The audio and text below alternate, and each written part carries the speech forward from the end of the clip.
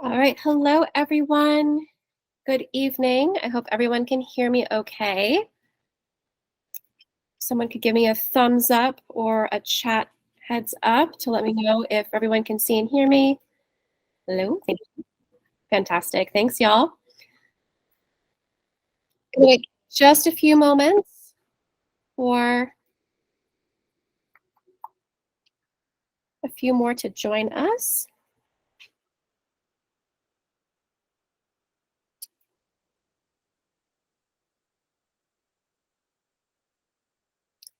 Everybody welcome. We're just waiting a few minutes for a few more people to join us, and then we will get started.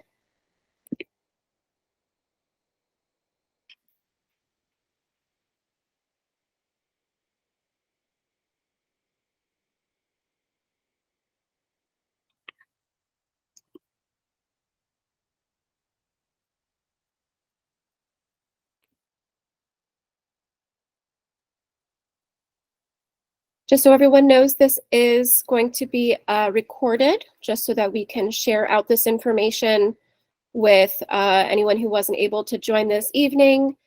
So if you are not comfortable being recorded, feel free to go camera off. Generally speaking, camera on or off is fine as far as we're concerned, but please, unless you are actively speaking, we do ask that you keep your microphone off for the duration.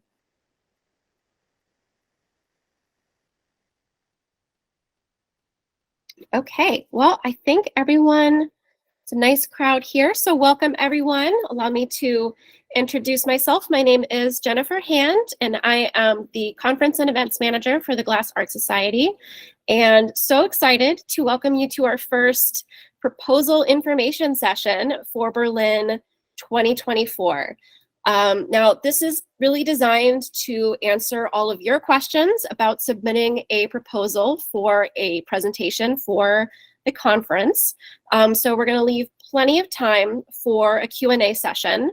But I figured we would start with just a few introductory slides to introduce some of the information about the conference, our venues, some key dates and best practices, and then we can go from there.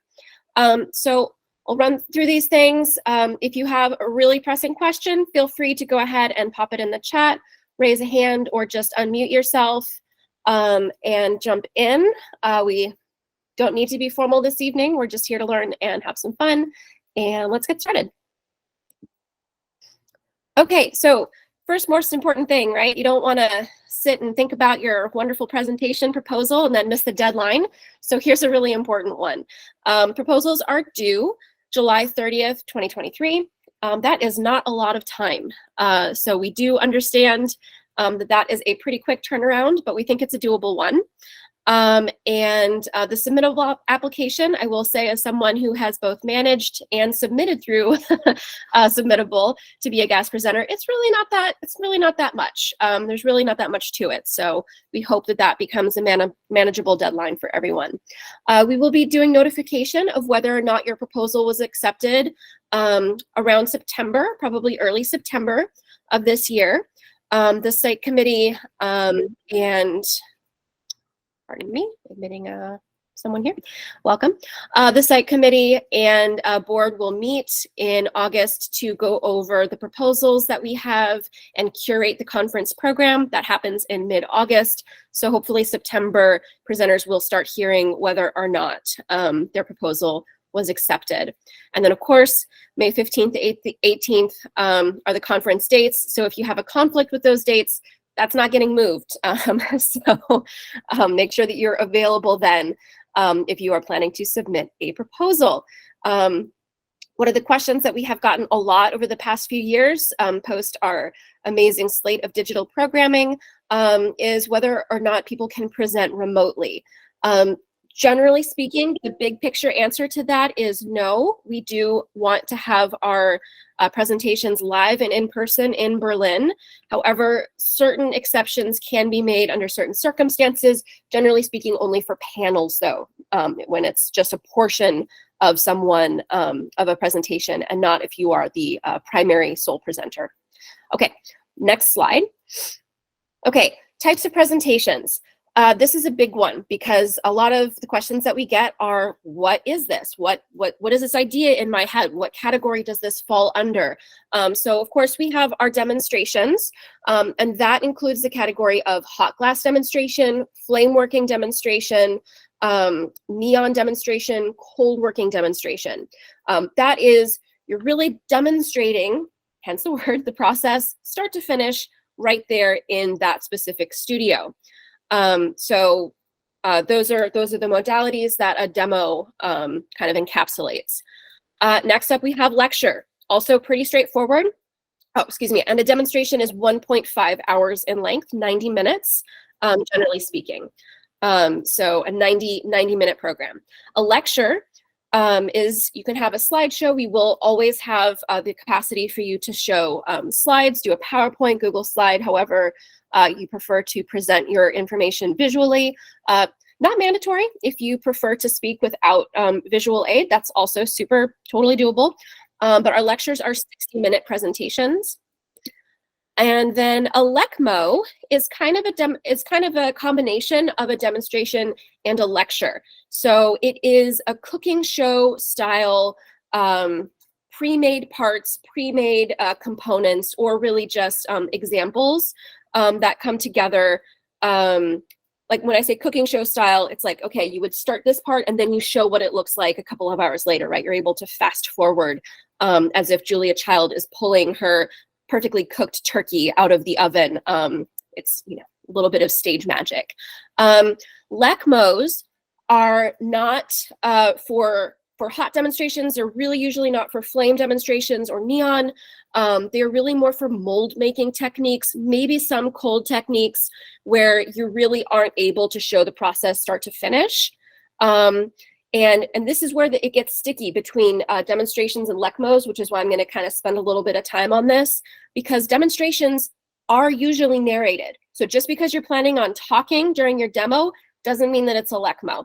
We kind of expect that you're going to explain what you're doing, talk about what you're doing, either you or your assistant. So it's just because you're talking doesn't mean that it turns into a LECMO. So LECMOs, generally speaking, we're not going to apportion space for LECMOs in our hot studios or in our cold studios. So if you have something that you want to do in a hot shop, please submit as a demonstration. I'm going to pause there because that is a bit of a sticky one sometimes. I'm going to see if anyone has any questions or wants me to clarify that further.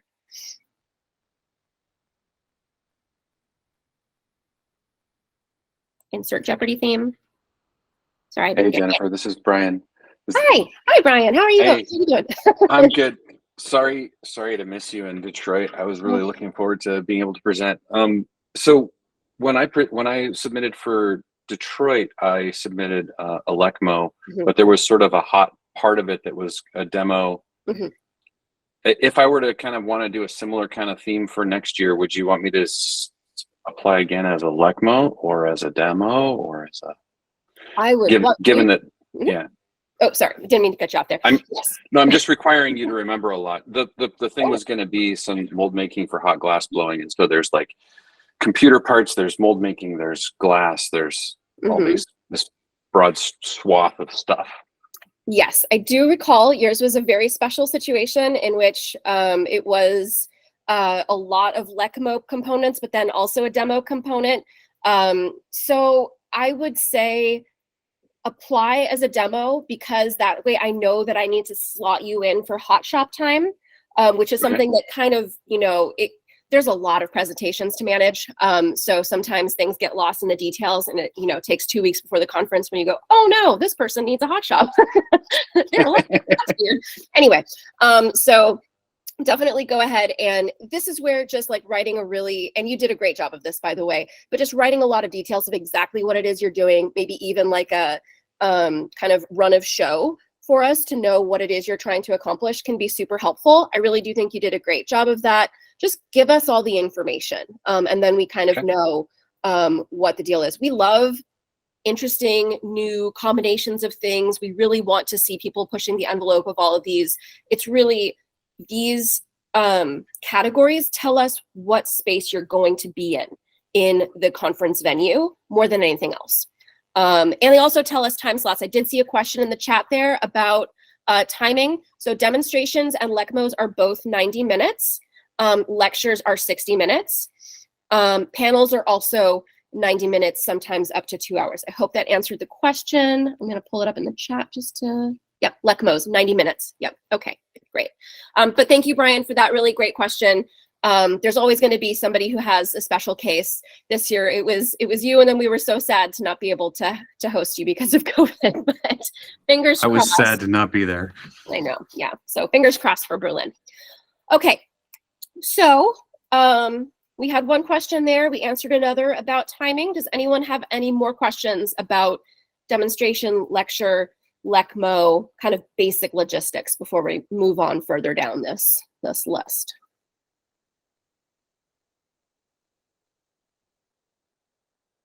Okay, I'm going to keep going. Oh, Charlene LaFontaine, here we go. Please go ahead.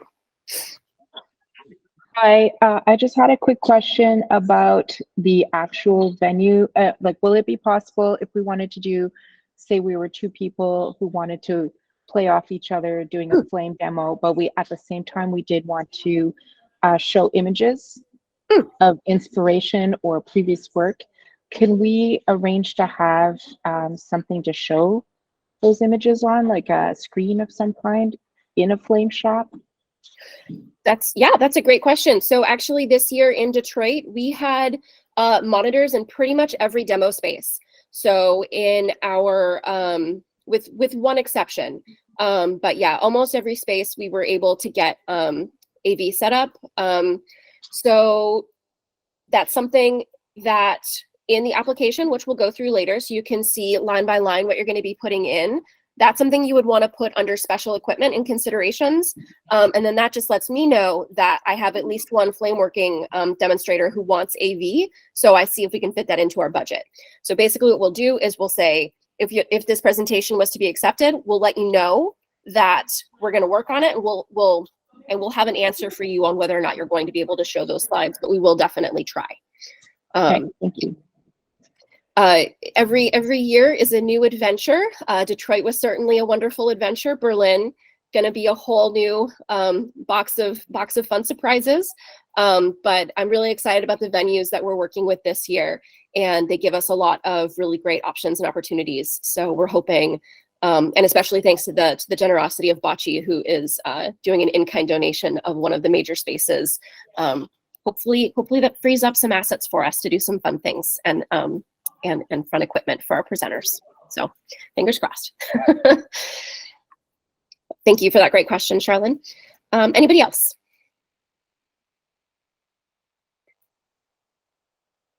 Okay, my personal favorite, panels, where you get to hear multiple perspectives in one 90-minute session.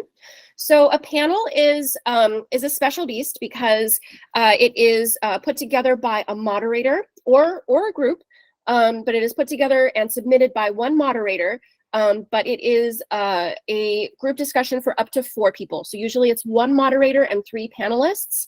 Now we do try very, very hard to limit it to that number and not go over that number of people on a panel, just because it is only 90 minutes, or possibly we can squeeze it to 2 hours in our in the way our programming works.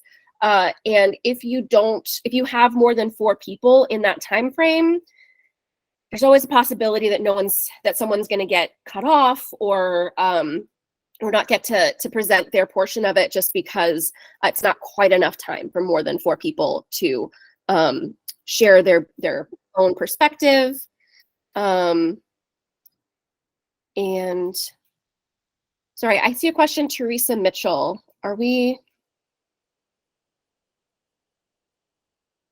Is everyone seeing the slide show here? Yes?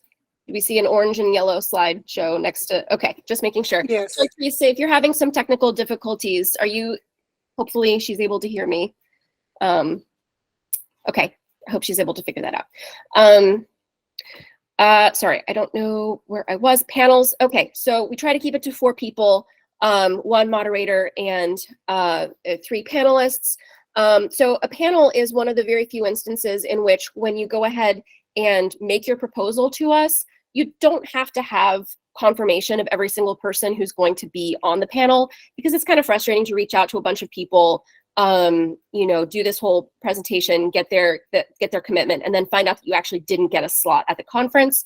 So we're okay with just tentative commitments or letting us know examples of who would be a good fit in this panel idea, and then kind of filling in the blanks a little bit later. So if, for example, you were doing a collaborative lecture or a collaborative demonstration, you 100% need to have your collaborator signed on with you before you do your presentation. But if you're doing a panel and you have a really great idea for a conversation that needs to happen in the community, but you aren't 100% sure of who's going to be available or who's going to be the best fit, just tell us what that idea is, give us some kind of rough sketch ideas, and we can, it's a really fun thing to kind of use our international board, use our community, and find the best people to create a really great diverse group of voices to address these fun conversations that we come up with year after year. Okay, and then other is a pretty big umbrella. We love a film presentation at Glas. It's a nice chance to go sit someplace dark and quiet, see something glassy, maybe stop talking for like 5 minutes. So we love films, and we hope that there'll be some great film submissions this year. We had a lovely film festival in the Detroit Film Theater last year, or this year in Detroit. Performances, yes, please. We love a glassy performance. And sometimes that might once again have a little bit of crossover with a demonstration. What is the difference between a Glas demonstration and a Glas performance? Good question. We could have that debate for years. That's really how you envision or see your piece, how you categorize it yourself. But performances can certainly also have access to the Hot Glas studios, to the Flame studios. Just again, please be really specific. Please just let us know exactly what it is you're thinking and what equipment you would require for it. And then exhibitions. Everybody wants to see art at the conference, right? Especially Glas art. So if you have an idea for a pop-up exhibition, pitch it. We're happy to try and help put you in touch with a local Berlin gallery. Just so you know, we don't have an excessive amount of funding for these kinds of exhibitions. So things like shipping and so forth might be tricky. But we're always looking for great ideas for additional exhibitions and programming. So that is also something that falls into the other category. Okay, moving on to our next slide here. So I'm just going to give a quick rundown of our venues in Berlin, because the possibilities of what you can do, especially as a demonstrator this year, are going to be basically circling around what the venues are and what the capacity is for that. So first off, we have the Wilhelmshaven, which is a beautiful creative campus in kind of the northwest area of Berlin. We have Berlin Glas, which is an open access studio, open access Glas studio in Berlin. From what I understand, it's actually a pretty rare model in Europe to have that kind of open access studio. So pretty exciting stuff. Berlin Glas is run by our current board president, Nadanya Idris, and Wilhelmshaven, like I mentioned, is with Bocce, who's going to be one of our major conference sponsors this year. So it's very, very exciting. And then we're still digging around for some possible additional lecture and panel spaces. So stay tuned. But a lecture is a lecture. So it's going to be chairs in front of a screen. So that's really no constraints there. Okay. So Wilhelmshaven, just to give a little bit more background and maybe get you excited, it's really a gorgeous creative campus, like I said. Big, beautiful industrial space. It's a former steel foundry. Very exciting. I can't wait to go and visit. And it's big. It's really big. It's kind of a one-stop shopping. We're going to have our gas market here. We're going to have a hot shop here. It's going to be really neat. So we're hoping to have a really kind of holistic under one roof feeling to the conference this year. And luckily, Wilhelmshaven is only one stop on public transportation from Berlin Glas, which is very exciting. So Berlin Glas is mostly hot shop based. They do have a small cold shop. So if you're thinking of doing a cold demo, we're thinking that the cold shop facilities are going to be in Berlin Glas this year. Flame, not settled yet, but we always put our Flame Studio together kind of on the fly at these conferences. So not to worry, we will have plenty of space for torches and all sorts of fun flame magic. Okay. Okay, now we get into some wordier, beefier things. I am breaking my own rule of putting a lot of text onto a slide.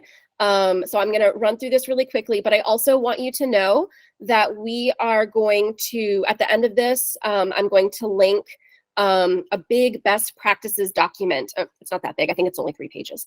So not super intimidating, which has all of this information and all of these details for you to be able to review at your leisure. But just to run through how to submit, first and foremost, proposals must be submitted via Submittable. So that link is glassart.submittable.com. You can find it on our website. You can find it on our Instagram link tree. And again, that deadline, July 30th. Each proposal must be complete and instructions must be followed. There's going to be some checkboxes. Again, we're going to run through those at the end. There's going to be places to input photos. Just give us all the information. Take the extra time. Let us know what it is. Oh, and that was my next bullet point here. Include photos and detailed explanations to help our selection committee really understand what it is, what your angle is, what your unique story is that you're trying to tell, because we just want to know what that spark is that's going to bring people to your program specifically. All applications and presentations should be given in English unless otherwise approved. If you are planning on proposing a presentation to be given in another language, please go ahead and reach out to me first, just so we can talk about that and see what the implications of that might be, and if we're going to be able to make that accommodation. If your presentation includes more than one presenter, and I touched on this briefly before, but it's really important, so I'm going to say it again, you must identify a primary contact person. So that person is going to be the person who submits the actual presentation application on Submittable, and then just make sure that you have that person's full consent. If you're doing a collaborative demonstration, you guys have talked about it, you know what the plan is, because at that point you are bonded in that presentation and you cannot be split up. So really important to know. If you are proposing a conference lecture, a LECMO, or a panel, we are going to ask you to submit an article for the Glas journal. This is really important, so think about that. And if you have something that you want to talk about, but you don't want to have to write about it, figure out how to make it a demo maybe. There you go. So there is help if you are somebody who really feels passionately about giving a lecture or a LECMO or a panel, but you are not feeling confident in your writing skills. Not only is the Glas team available to help with that, we always edit the journal entries, we always do, but there's also an amazing resource in the Glas Education Exchange, or GEEX, Writing Center, which this last season was run by Anna Matisse, Donna Hickey, and I believe a second writing coach. So there's amazing sliding scale resources for writing. And you know what? That's great for your journal article, but it could also be great to have somebody look through your proposal with you before you submit it, just to make sure that you are writing a, great question, Melody, just to make sure that you're writing a concise and engaging presentation that's going to catch our eye and get our selection committee excited. Okay, so super great question. I think it was Melanie just asked, is the journal article due at the same time as the application? No, it is not. So for example, Detroit presenters who just presented in June a few weeks ago, their article is due in August, okay? Because we want to see, we want to give people the opportunity to give their presentation before they have to write about it. Yep, okay, so journal articles are due after the conference. That deadline will be in your service agreement. So once you are accepted as a lecturer, panel moderator, or LECMO deliverer, your contract will tell you when the deadline for your journal is. And important note, you do not get your honorarium until you submit your journal article. Super important. Something that we abut every year, and just good to know it in advance. And then the last note here, while we certainly encourage you to join, you do not need to be a Glas member to apply or present to the conference. So, okay, so we're just going to run through a little submittable orientation really quickly. And then I think it's going to be time to open it up for questions. So when you land at glassart.submittable.org, this is what you will see. I logged in using my own personal account instead of my Glas account, so I can hopefully give you the best version of what you will be encountering. So you want to click on the 2024 Berlin Conference Proposal application. We had a few people try to submit conference location proposals last year when they meant to do proposals for a presentation. So just make sure it is the second one, conference proposal application. That's the one you want. And after the initial screen, after you log into Submittable, is going to ask you for your very basic information like your name, email address, and address. And after you fill out that information, this is going to be the next screen that you're going to see. You're going to need to acknowledge that your proposals have to be submitted in English, because that is what our site committee and selection committee will be able to review them in, and that your presentation is going to be given in English or have a voiceover in English.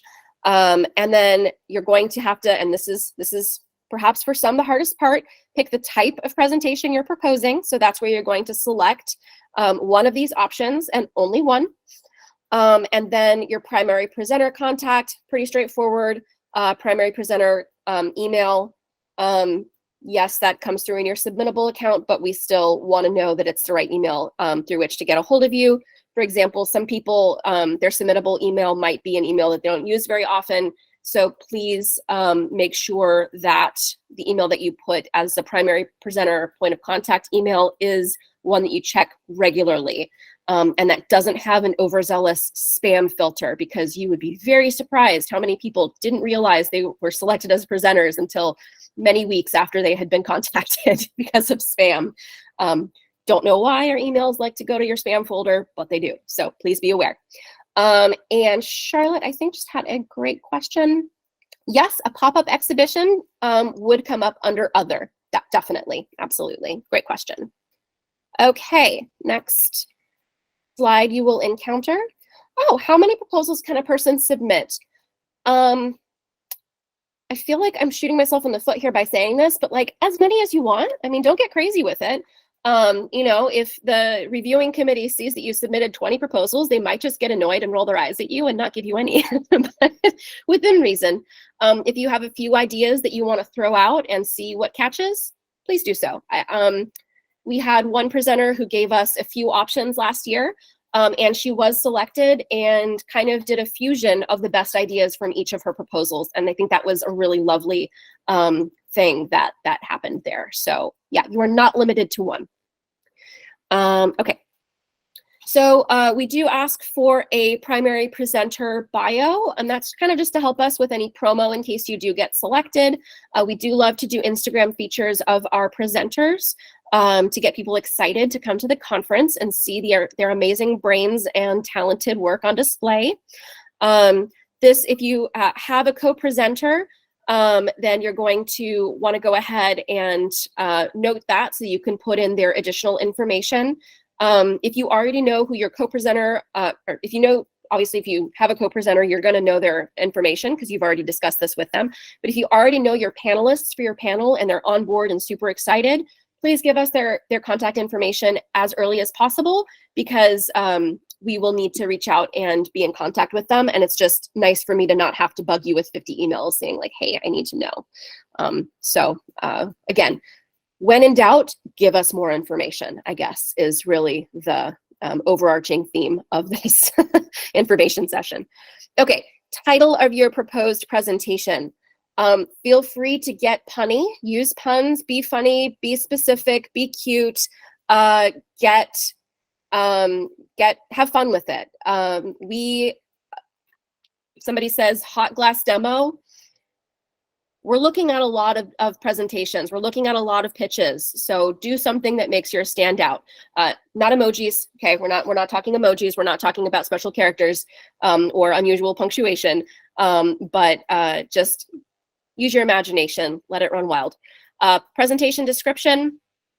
You should have plenty of room to be able to lay out a significant chunk of words here. Now, again, within reason, within moderation, more information is your friend, because we want to know specifically what it is you're trying to do, and we want to be able to get kind of like a mind's eye vision of what would be happening in the spaces.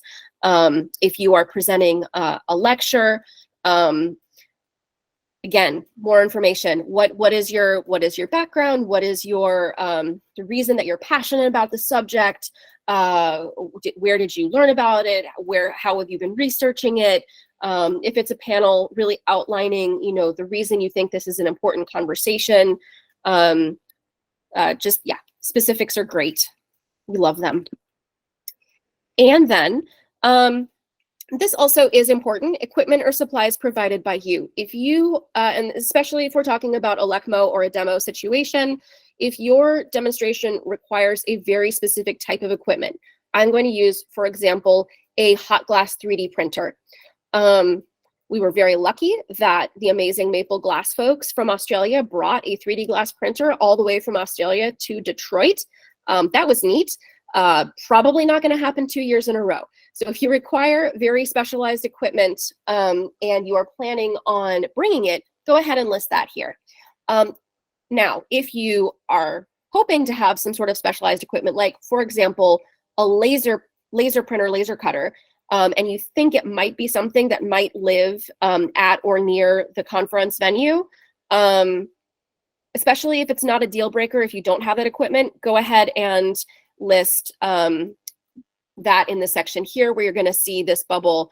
If you select yes, you will be able to input some specialized equipment that you would be requesting. And I believe it was Charlene who was asking about having slides available in a flame working demonstration area. Go ahead and put that kind of thing there. So anything that you wouldn't normally find in a hot shop, if you're going to need access to like a giant ice maker, let us know. Sometimes we can work magic. You never know. We have an amazing site committee this year. They're already super excited to find equipment and get together partnerships. So I have very excited about their ability to move some mountains. And then, of course, generally, like we said, the demonstrations are around 90 minutes, an hour and a half, as are the LECMOs, and the lectures are an hour. If you have something very specific going on, like maybe, for example, that performance or that film, and you think it might go over that 1.5 hour time block, please do let us know. It's not a deal breaker. There's a possibility that we might be able to accommodate that, but we just need to know before we make that selection, depending on the time impact of the other presentations. Okay, and then really, really, really important, image or video upload. Please, please, please upload photos with your application. It is super, super important for the selection committee to be able to see what it is you are looking at. Yes, of course, there's a space for you to put your Instagram and your website and all that good stuff.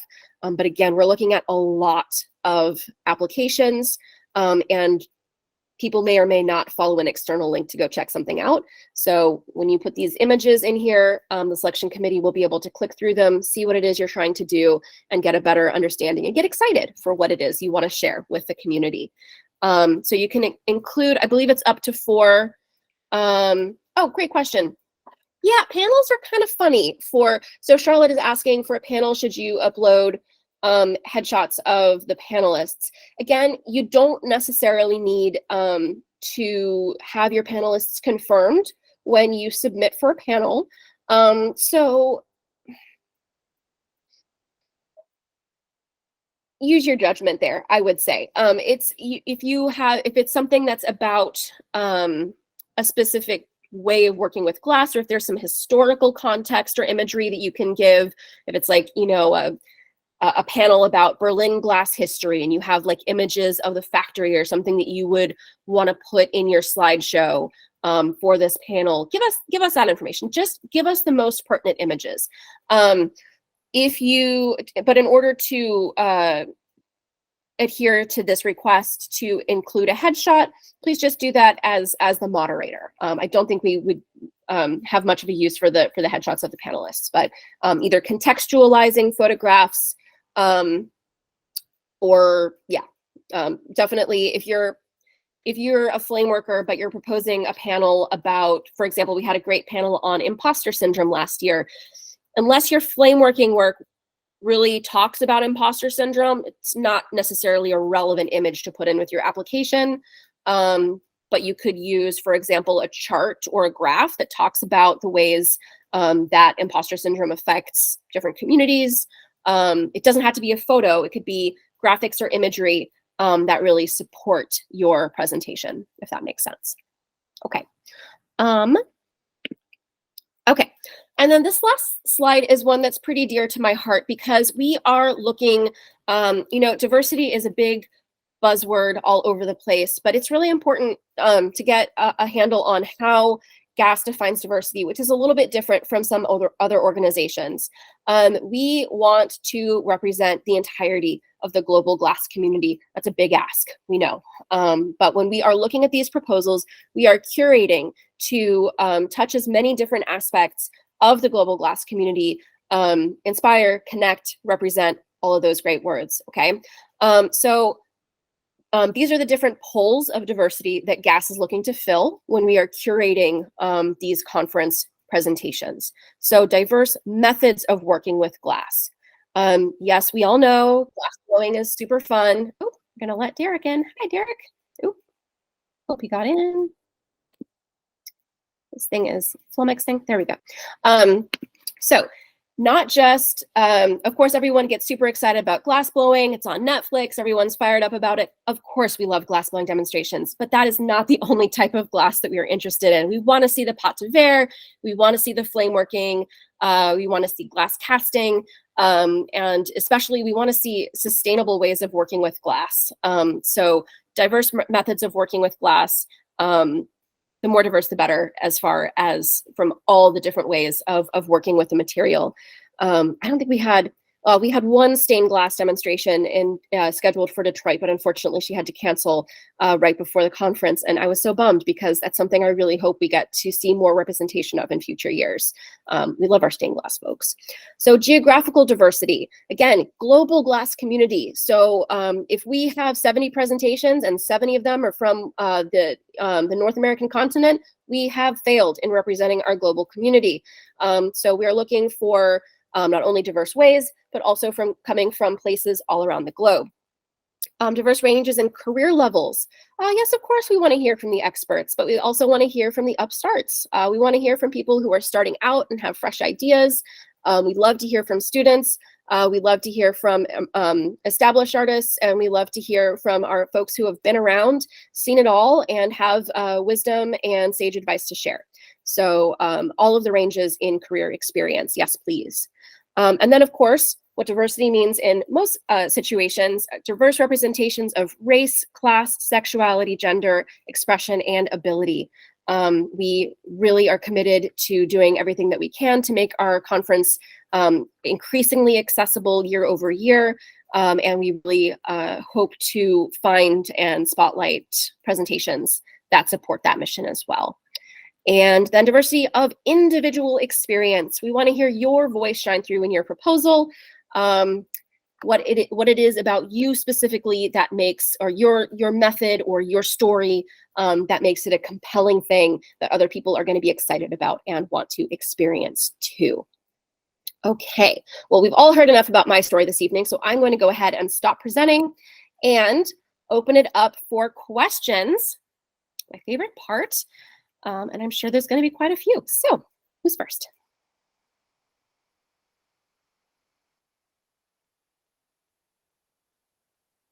Yes, please.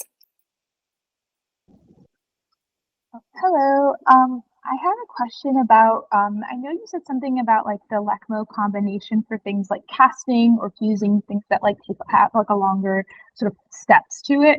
I was curious, would that same thing apply for like beading in terms of like being a LECMO? Like if I want like POD beading. So like glass beads? Am I talking to a fellow glass bead nerd? Yes. Oh, amazing. Oh, I love that idea. Yes, please. Okay, cool. So that could be a LECMO. That seems like it would be an actual perfect use of the LECMO format. Yes. Mm-hmm. Yes. Thank you so much. Right? Yeah, thank you. I love beading. Meditative, one of my faves. Okay, great question. Thank you so much for starting us off. Who's next? Yes, Terry. Let's unmute myself first. I have an interest of doing a lecture, although I have video footage in the lecture. Is that appropriate? Absolutely, yes. And AV is always a fun struggle, no matter how much we prepare. We always get to have that fun last minute struggle with the equipment and the technology, but we have absolutely been able to accommodate in the past, and I am sure we will be able to do that this year as well. So especially if it is a straight lecture in a nice usual lecture hall with the speakers and the monitor and our project, shouldn't be a problem.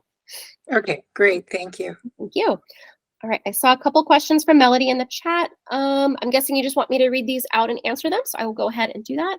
What is the word count for the presentation description? Aha, I think it's around 250 words. We have a good idea for a panel. Could Glas help us fill in? Yes, absolutely, we will. So the two questions, what is the word count? I think it's around 250 words, and let me see if I can confirm that. That will also be in this, yes, 250 word limit. That will also be in this document that I'm going to share with everyone in the chat here at the end, and probably send out to the guest list on this registration as well. And then the other question was, if we have a good idea for a panel, could Glas help us fill in with possible other panelists that might fit well?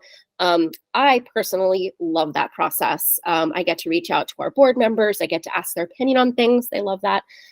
So yes, we will definitely help you find your dream team of panelists. Not a problem.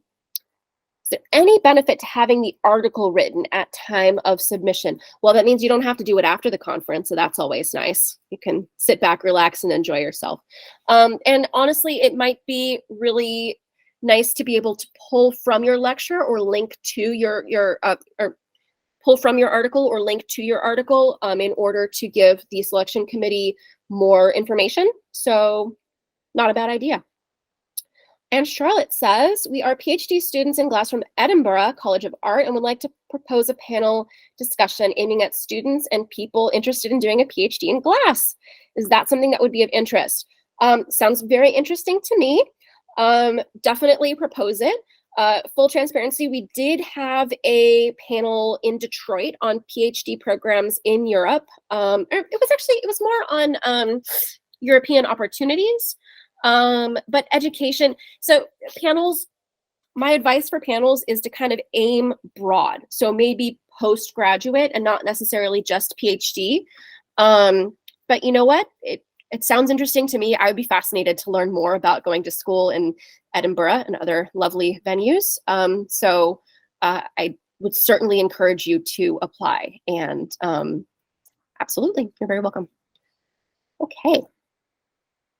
More questions, folks. We got about 17 more minutes. Yes, yes, please, Renoy. Hope I did not butcher your name. Oh, can you hear me? Yes, I can. All right. Sorry, I'm in the Japanese time, so like it's pretty like messy, right?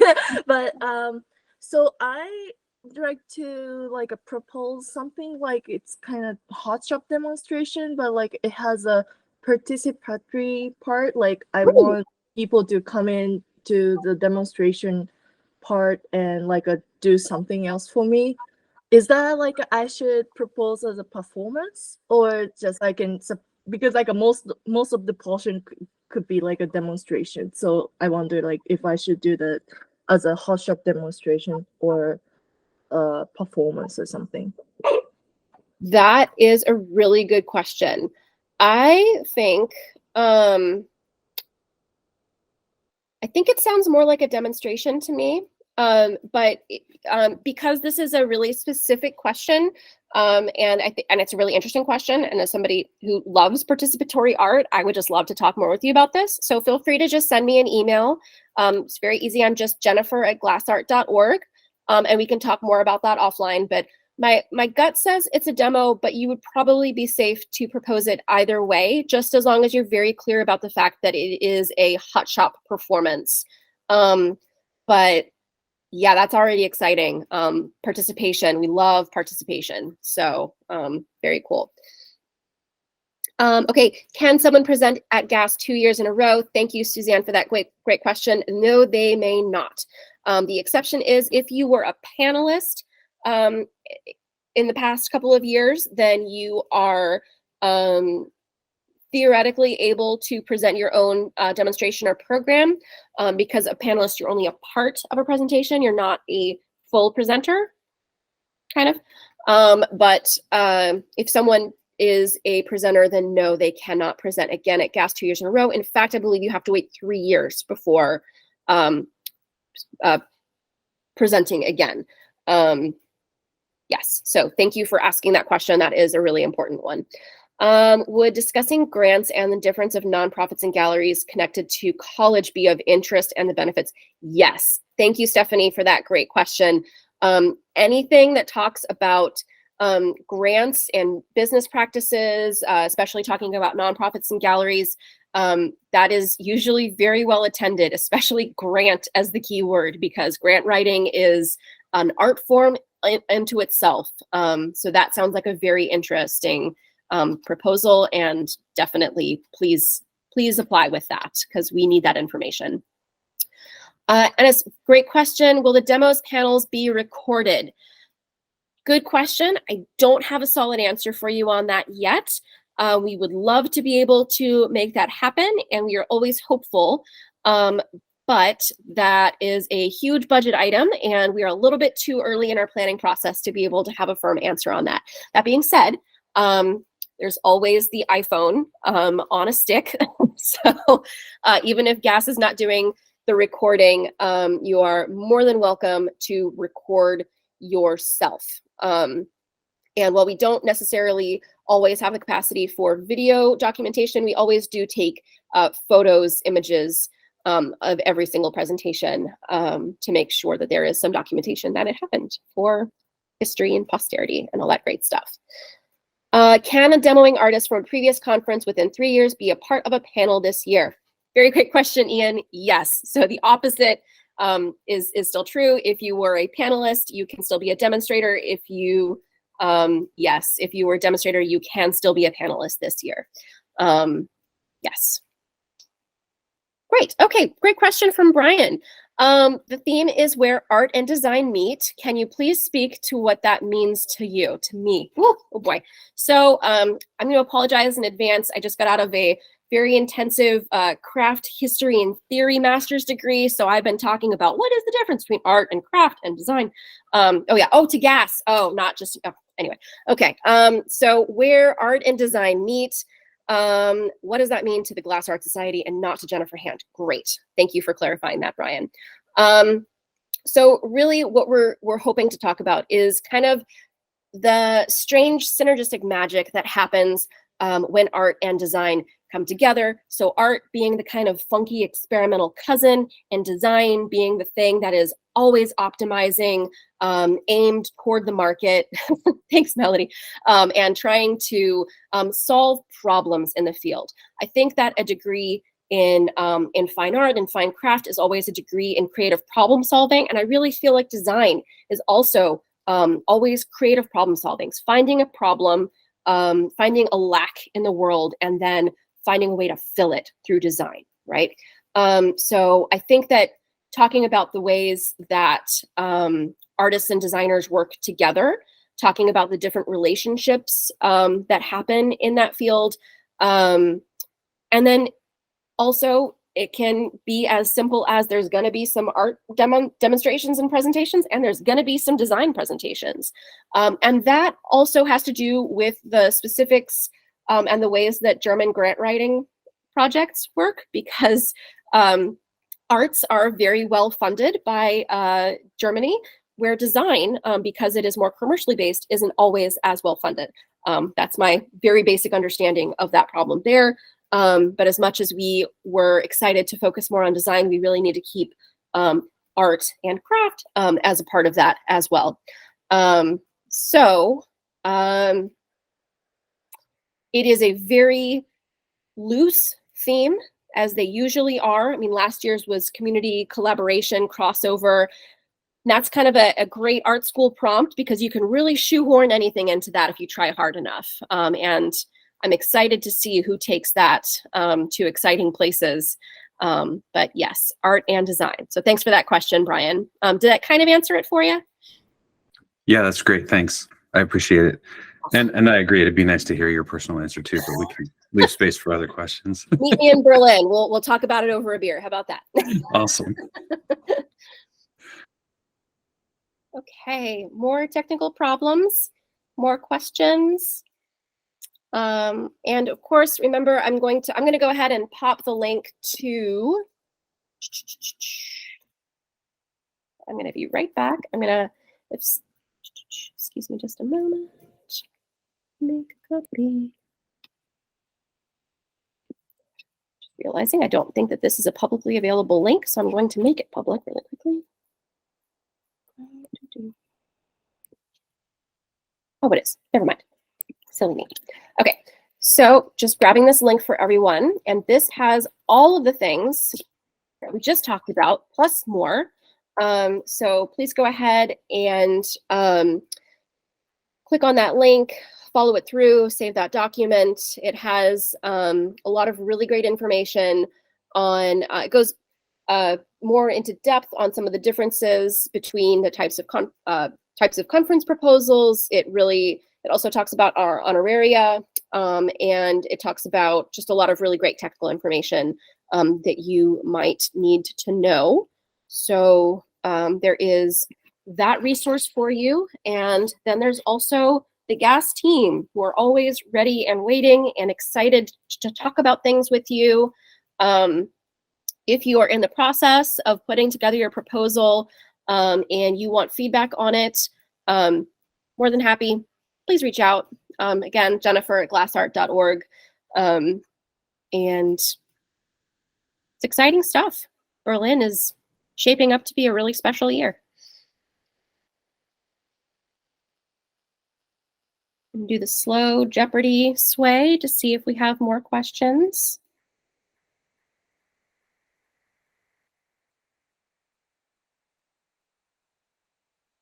So I don't accidentally hypnotize anybody.